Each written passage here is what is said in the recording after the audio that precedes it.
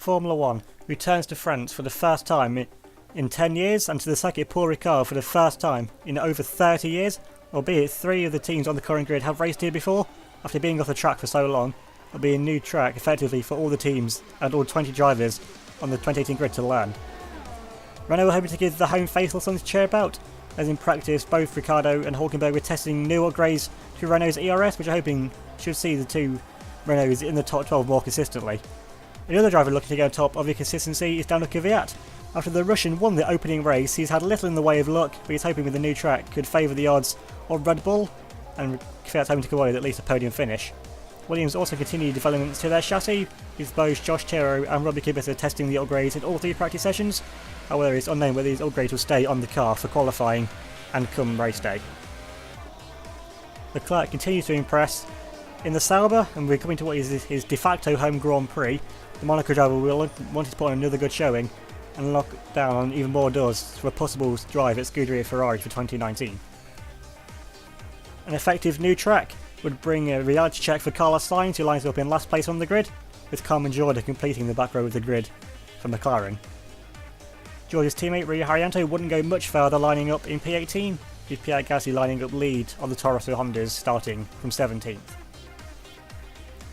A poor lap from Mick Schumacher sees the Euro F3 champion knocked out in Q1, and equally poor lap from Robbie Kubica sees the driver second in the championship, only lining up in 15th place. Adrian Sutil starts from 14th as the second of the Saubers, with Lance Stroll only managing P13 as the lead of the Haas BMWs. Daniel Ricciardo making both Renaults inside the points positions to start the race, with Charles Leclerc just missing out on a place in Q3 starting from 11th. Lewis Hamilton starts from P10 in the Toyota, and home favourite and defending world champion Jean-Éric Vergne starts from 9th in the second of the Ferraris. Nico Hülkenberg starts lead of the Renaults from P8, and completing row 4 is Max Verstappen in the Red Bull Cosworth. A great lap from Kamui Kobayashi sees the popular Japanese driver line up in P6, and Daniel Kvyat starts directly in front of his teammate Verstappen from P5. Fernando Alonso starts from 4th in the Mercedes, and 5-time world champion Sebastian Vettel would drag his underperforming Ferrari up into P3. Josh Chero starts from 2nd place, and meaning for the first time this season there is a non-Williams driver on pole, with the honours going to Pascal Wehrlein in the Mercedes. Hey guys, Taro here. Welcome back to UniONE Korea, this time round 7 for the French Grand Prix. The first time you had a French Grand Prix in 10 years, and definitely on the track which none of the drivers have raced on before, definitely not, at least not in Formula 1. Now then, Jean-Éric Vergne starting from P9. He's not had the best start to the season despite winning the Chinese Grand Prix, or beaten by luck, so the home crowd here, well, he's hoping at least will power him through at least. I wouldn't say a top 5 would be at least be a good result for Jean-Éric Vergne, because he'll be aiming for more. Of course, our teammate Robbie Kubica starting all the way down in P15, had an absolute mare in Q2. He went out to set a lap time. He was so far off the pace that he was last in the Q2 session, so a lot of work to do for our teammate. Now then, we're starting from P2, right behind Pascal Wehrlein, who takes the first non-Williams pole of the season, so our stronghold and pole positions is broken. And for Pascal Wehrlein, for his personal championship, this couldn't have come at a better time, since he's riding on a bit of a high ever since Canada, where he got a pretty good result. With Fernando Alonso starting down in P4, so they've got a 3-car gap between Wehrlein and Alonso, as imagine, although it's still early in the season, with Alonso having a pretty okay championship lead coming into this race. Team orders may well come into play for Mercedes if a such situation would occur where Wehrlein is right in front of Fernando Alonso. Now coming to the 5 red lights for the start of the first Grand Prix in France for over 10 years.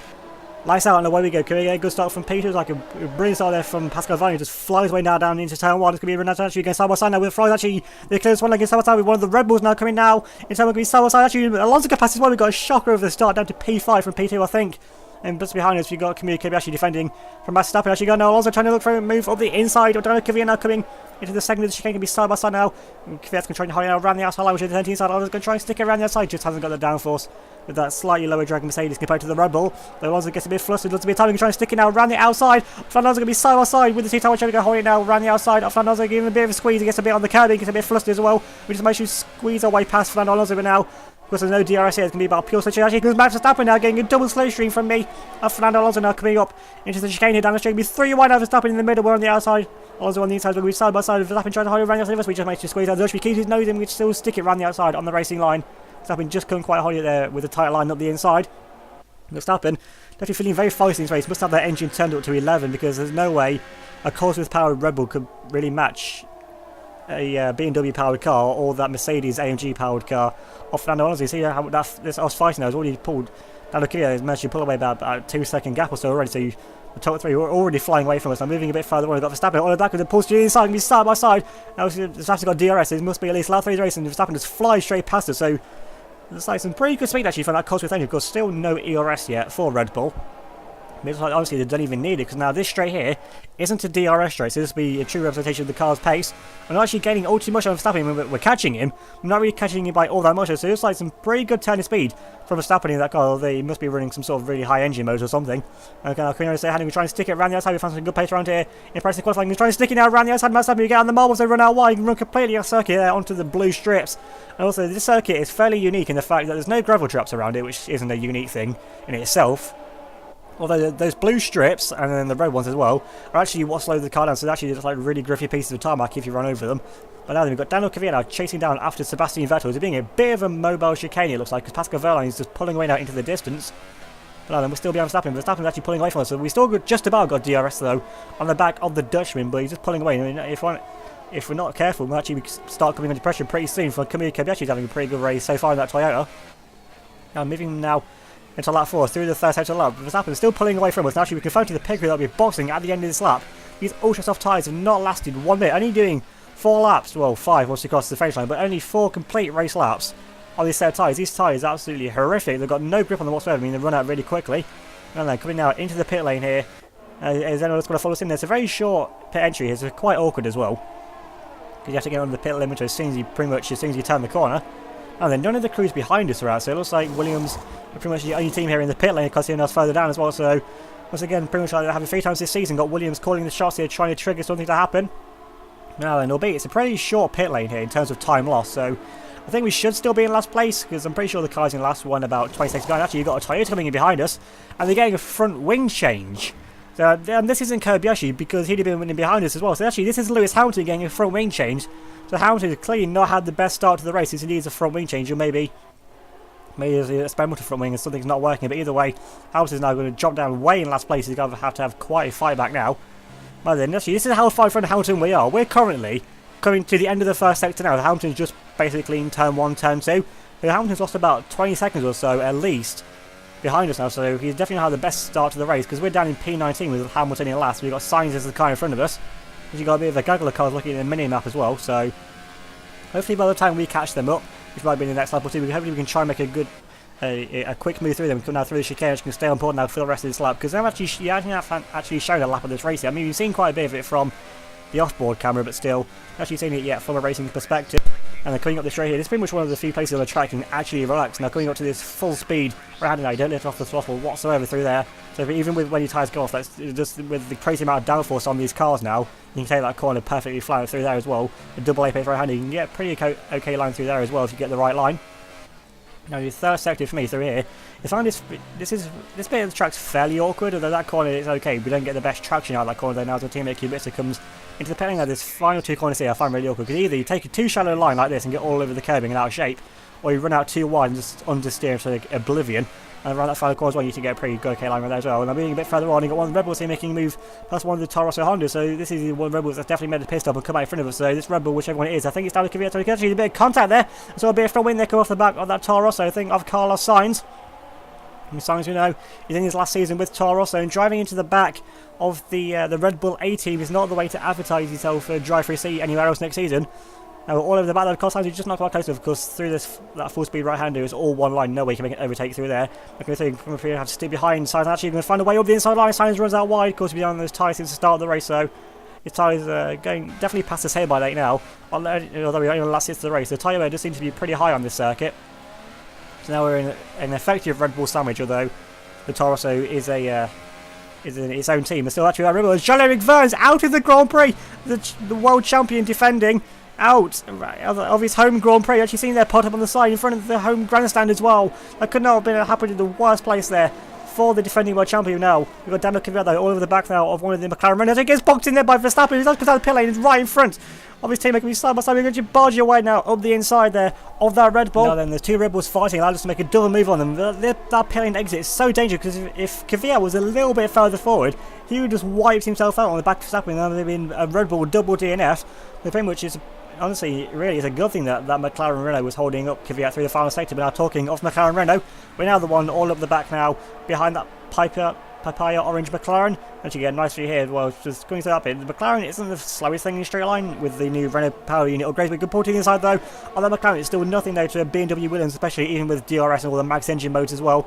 Now in chicane, we easily cleared that McLaren's got no fight back to us whatsoever. You get a pretty okay line there through that chicane as well. And we try and get another straight. Actually, it was Carmen Jordan we got past, so now Rio Haryanto is in that going in front of us. So we're in a McLaren sandwich as the thing stand. In fact, actually, Jordan's catching us up a bit through the straight. So that McLaren Renault with a good turn of speed. We were teammates with Carmen Jordan back in 2015 in the Lotus days, and we know she was always pretty nippy straight line. So she likes a low drag setup, seems to be what works for her. And of course, in the McLaren Renault car, which still isn't the best thing in the world in terms of straight line speed.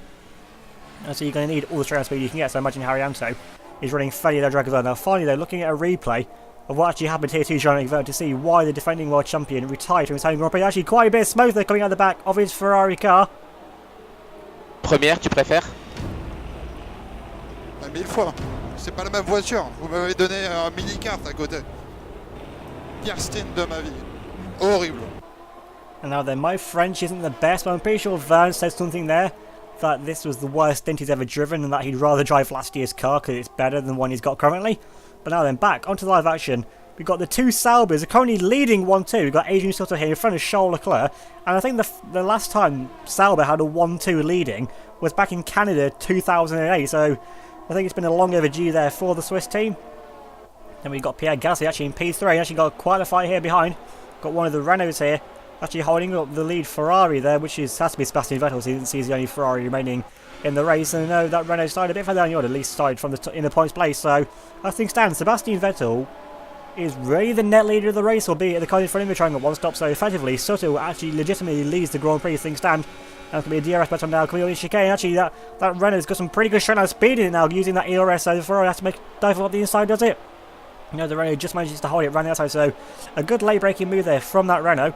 And then we've still got actually a 3 back now because Pascal Van's going to back the trailer. Now Sebastian Vettel now getting there on the back of that Renault. So he's still got some good straight line speed in that Ferrari engine. Albeit the car overall isn't the best. Vettel's doing miracles in that car to drag it further up the order. Now then, going through the third sector, Vettel didn't find a way up the inside there of that Renault. Moving a bit further on, we've got one of the Rebels once again trying to make a move now on the McLaren Renault. So pretty much a deja vu to what happened before, but no Verstappen coming out of the pit lane this time. And Daniel Kvyat, I think this is, makes an easy move there on the Renault of Daniel Ricciardo. Now they're moving a bit further up front. You got Bauer go with the Rebels once again. She's going to try and make a move. On the other end, going to be so outside, holding around the outside. Now this turns to the inside for the next one, and Ricciardo tried to hold around the outside, but just hasn't got the grip on this tyre anymore. He's been on this tyre, I imagine, since the start of the Grand Prix.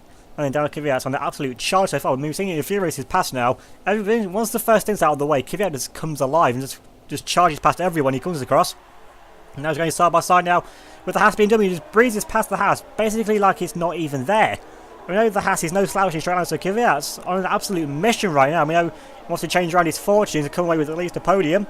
And if he keeps up this kind of pace, he might actually be gunning for victory. He's not too far up the road. I think I just saw a flash of red, so that has to be Vettel and that Mercedes of either Wehrlein or Fernando Alonso. We've got Mick Schumacher here in the Haas. He's doing a pretty good job. I mean, he didn't have the best qualifying, but he didn't get any points for qualifying. It's in the race where it matters. And as well as it has in a minute, it could be on for a fairly good result as things stand. And now moving a bit further on, Kvyat's now onto the back now of that Red Bull Honda in front of him. You know that Toro Rosso is the Red Bull Junior team, so imagine that Toro Rosso not put up too much of a fight, albeit even if it wanted to, that Honda engine compared to the Cosworth. I don't think it really could anyway. Now with DRS, getting now, Kvyat pulls to the inside now of the Toro Rosso Honda, going to be side by side now coming up into chicane. He's going to be contact this time. He's also no, he'll move across back onto the racing line, making an easy move there past the Toro Rosso. Now they can try and chase after that now. After that, Mercedes, then Sebastian Vettel, who is in 92 seconds. Actually, Leclerc pulls back to the inside. Going to be side by side now. Leclerc up the inside line. Some great side speed. That side makes a move up the inside through the full throttle right-hander. It's a brilliant move there from Charles Leclerc in the Ferrari Junior team. That's Sauber, which is, although it's a pretty good car this season, it's still not as good as that Ferrari. Imagine it's going to be infuriating Sebastian Vettel, because as things stand, Leclerc's doing a great job here of being effectively the rear gunner for Adrian Sutter, who's still out in front leading the Grand Prix. So Sauber really wants this one too. Leclerc really wants to prove that why he should be in Ferrari for next season, and if Leclerc can put up a fight to Vettel in a Sauber, Vettel may well actually end up being destroyed by Charles Leclerc when they have effectively the same car next season. Because Leclerc now in a straight line is actually pulling away. That Sauber's an absolute rocket ship in a straight line. Now Vettel's coming under pressure though from that Mercedes going down in turn 1. I think Vettel was there, just managed to hold the gap. Now then, on to lap 13, we're in pretty much a no man's land of our own. Also saying that, we've got Kamui Kobayashi in that Toyota right up behind us now. So Kobayashi with some pretty good pace in this race. I mean, we haven't seen it too far this season. It looks like he has struggled most part. Albeit for Azerbaijan, we had a pretty good race on there along with Lewis Hamilton. Now then, down the straight, got Kobayashi on the back of us. So now Kobayashi pulls to our inside, going to be a drag race now down into turn 1. Kobayashi clears us there with ease, so just like some good tyre actually from that Toyota. I mean, they brought some downforce upgrades, which, although makes the car this slow, was really understeered to a bleed on the track. I mean, if you went any wider there through turn 2, I think we've ended up on the other French track there, Magny-Cours. Now we've got Max Verstappen behind us, who looks like he's just got past the Haas, although the Haas can try to go around the outside, now can be side by side. Stroll, I think this is, the Haas can try to hold it around the outside, which then turns to the inside. It's a brilliant move there from our Stroll. I think just got overtaken before, so that BMW engine in the back of the Haas doing wonders there for the Canadian. But now then, let's see if he can actually pull away now, because coming up to DRS zone, this will be where Verstappen has DRS now to try and come back. Outlaw Stroll, so now going down with DRS, see Verstappen, the gap's closing. Is the gap closing enough? Going up now into chicane, he's gaining, but he's not gaining enough into the braking zone, and Stroll actually keeps it in front of Max Verstappen. So Verstappen there, imagine he got really fussy, wasn't imagining that Haas would come back at him, because imagine, give it especially through the corners as well with the Red Bull, ever since really 2009 has been the best thing through the corners with that good aero chassis. Now through the full speed behind now into the third sector of the lap, this will be the thing where the Red Bull has the advantage over the Haas. But if Stroll can hold it through here, then he might actually have Verstappen for a net position. Actually now, good actually, just like a bit of front wing damage possibly. I'm looking at the left side of the front wing, and I'm not actually seeing any front wing there. Pretty much got like HRT levels of downforce from 2012. And looking back now in front of us, we're not too far actually in front of this fight, because Stroll is currently the car behind us in the P6 fight. So Stroll having a great race now to confirm to the pit crew that will be boxing now at the end of this lap. So these tyres took us a fairly long way. It only took us about 8 laps or so. Not too much longer really than what the ultra soft tyres went. Now then, coming in for another set though of the super soft tyres, and these supers that we're going on to will be the tyres to take us to the end of the race, barring of course any safety cars or any other kind of intervention, maybe even a VSC. But still, it's been fairly tame so far this season. No virtual safety cars, no actual safety cars. So if tradition keeps up, then we're going to be a pure flat out fight on race pace to the end of the race, and there's no one else in the pit lane here with us once again. So I see hopefully there's no coming out side by side as well. Thankfully we don't get wiped out by the cars behind us. Actually, the car behind us is looking fairly Williams-like.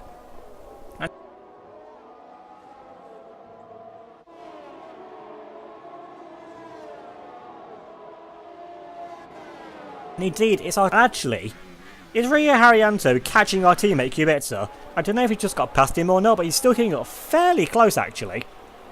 And through the corners, it's actually gaining on our teammate. How has Kubica got some kind of car trouble? Because no way, the McLaren Renault is like one of the slowest cars on the grid in terms of lap time.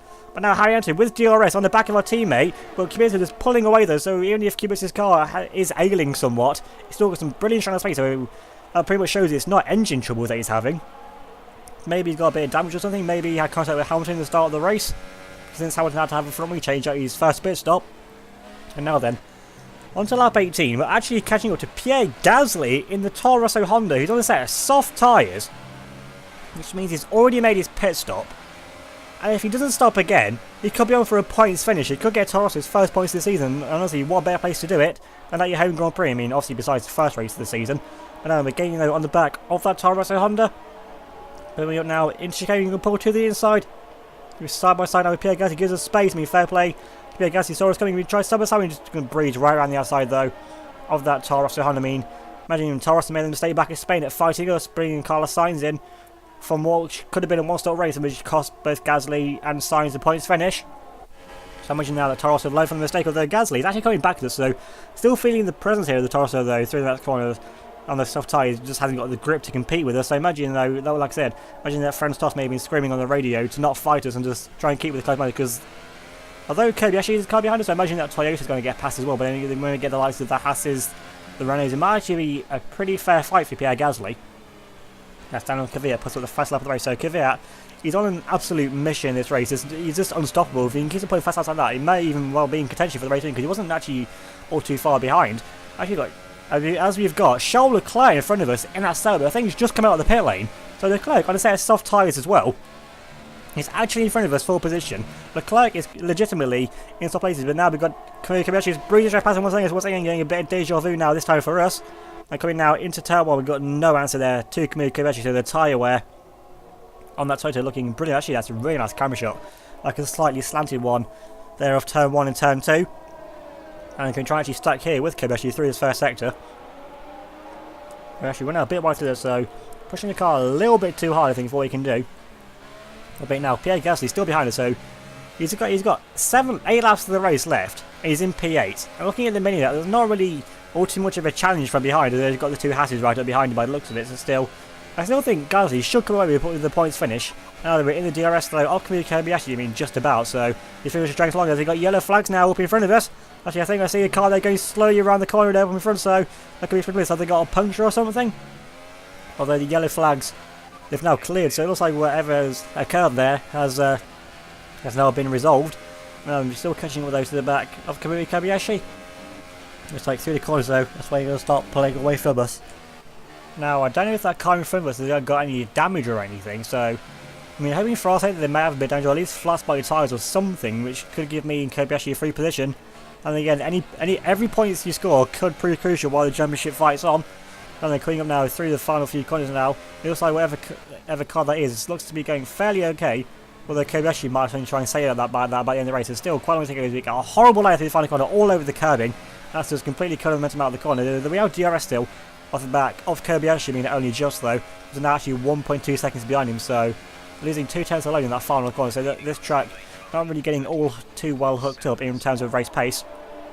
Now then, looking at a replay here, I think this is though off down of Kvyat though. Going to try and make a move on one of the Saubers. I'll be friendly with side by side. That Sauber is no slouch in a straight line at all, but with DRS it's proving too powerful. I could now going to be side by side. He's looking from Kvyat. He pushes into Soto. The Soto pushes him back and shoves Kvyat there off of the track. This is why the car's going slowly there. Kvyat taking his time to get back going again, hogging there the outside line. Actually, has Kvyat got any damage? Imagine he must have some kind of maybe suspension or steering damage from that quite hefty whack. When you hit into Sutton with Suttil, just giving him a bit of a fight back there. I mean, now it's a fight for maybe for a podium place. So Sutton's not going to get that up easy. And then back onto the live action. I've actually got the two Hasses now getting fairly close. Well, they're both now got past Pierre Gasly, which isn't really all too much of a surprise since the Hasses are faster cars, both in terms of top speed and in terms of overall lap time. Although now we've got Lance Stroll actually gaining on the back of Mick Schumacher. Stroll, I think, is on a 2-stop with Schumi on a 1-stop, because Schumi's on soft tyres and Stroll's on super soft. So either or they started on different tyres to start with. Now Stroll pulls to the inside though of Mick Schumacher. He's side by side. Stroll going to make the move up the inside line, isn't he? He's side by side. Schumacher, he's wing up the inside. He's side by side. Schumi not giving up this position without a fight. And then Stroll though manages to clear him though on corner exit.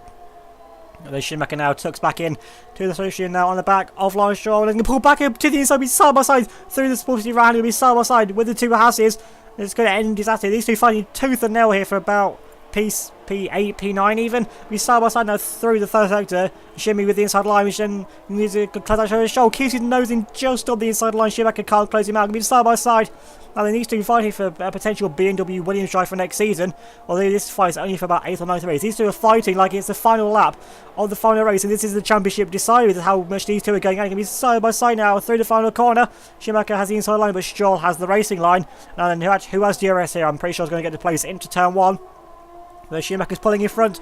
I think it's Stroll here with the DRS. Can be side by side now with the two Hasses still into turn 1. Schumacher's going to try and hold it now once again around the outside line. Stroll can with this, but Stroll goes out wide, forces his teammate and makes Schumacher out wide there. And that fighting has allowed Pierre Gasly to actually get really involved in this battle. Close round to the back though of the two of them now.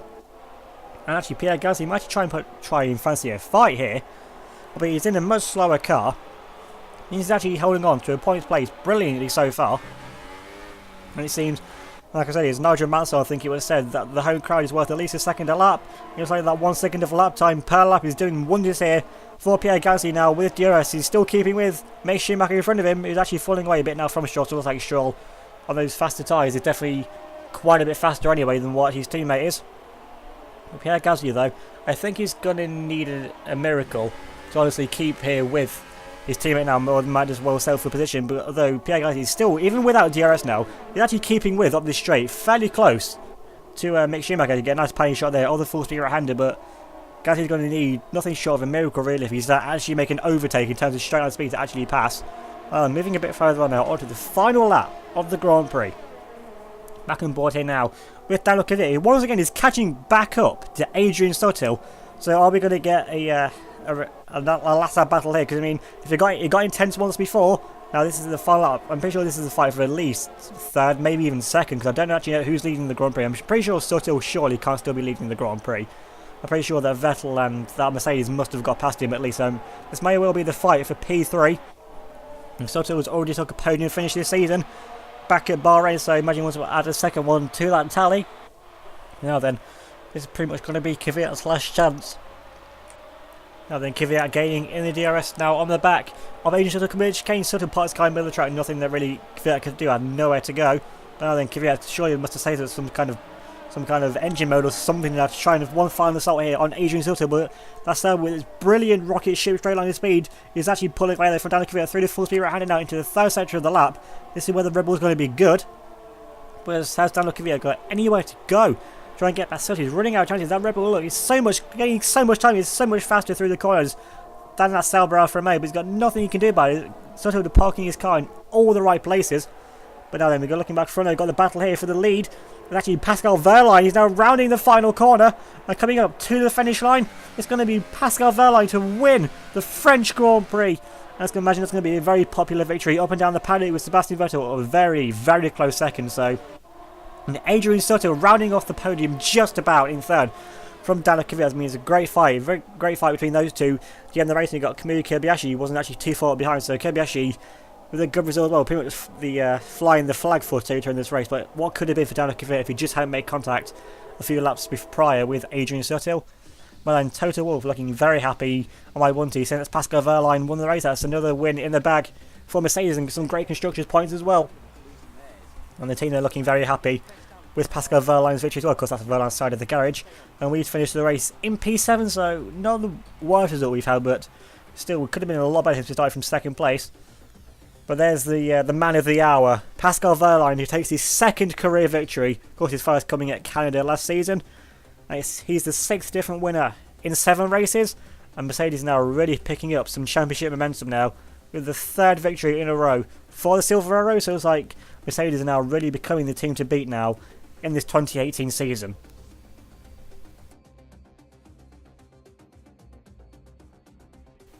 Taking a look at the end results, and Pascal Wehrlein takes victory from pole.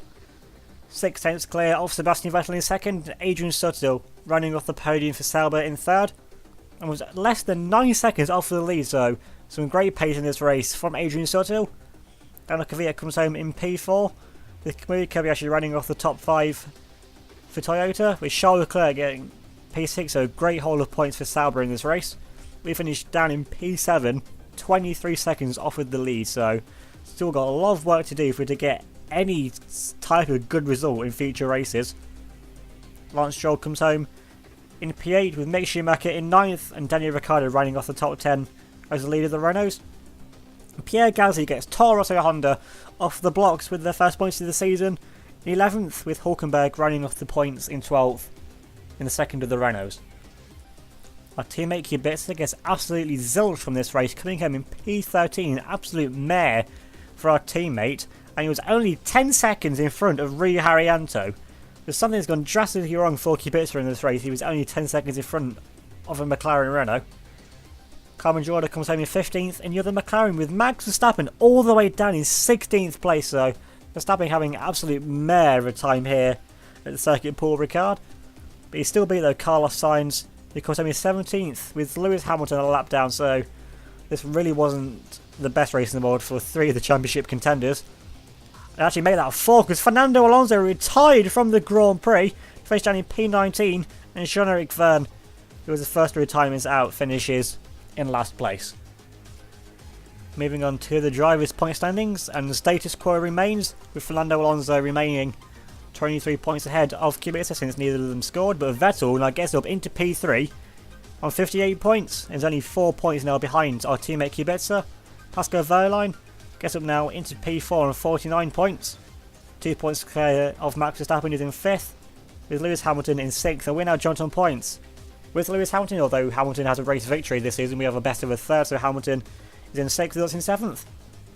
Daniel Kvyat drops down to P8 and is only now 4 points ahead of Adrian Sutil in the Sauber. Sutil on a great run of form this season so far. Mick Schumacher rounds off the top 10 as the leader of the Hasses, with Jean-Eric Verne now down in 11th place on 30 points. Nearly half the points of his teammate Sebastian Vettel, with Charles Leclerc now only 2 points behind the defending world champion in 12th on 28. Once again, Lance Stroll drops out of the top flight, down to 13th on 27 points, with Kamui Kobayashi now in 14th on 26. Hulkenberg in 15th on 22, with Ricciardo in 16th on half the points of his teammate on 11, with Rui Harianto 17th on 2, and Pierre Gasly now moving up to 18th place, also on 2 points, leaving only Carlos Sainz and Carmen Jorda as the 2 drivers yet to score. And now finally, moving on to the constructor standings, and Mercedes lead 26 points clear of Williams in 2nd, and Scuderia Ferrari get back up now into 3rd place, but only 1 point clear of Red Bull, who are in 4th. Toyota remain in 5th place, 15 points behind Red Bull, with Sauber now getting up into 6th place, 5 points clear now of Haas, who are in 7th, with Renault in a world of their own in P8, with McLaren in 9th, and Toro Rosso now still in P10, albeit every team now has some points on the board. So remember to vote for your driver of the day with the poll link that will be in the video description.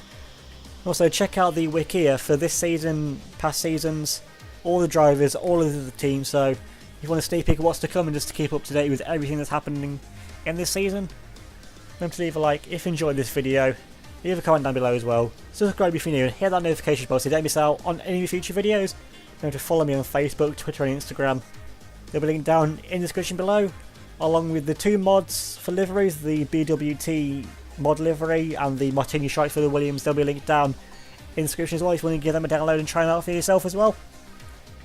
So thanks for watching, and I'll see you all next time.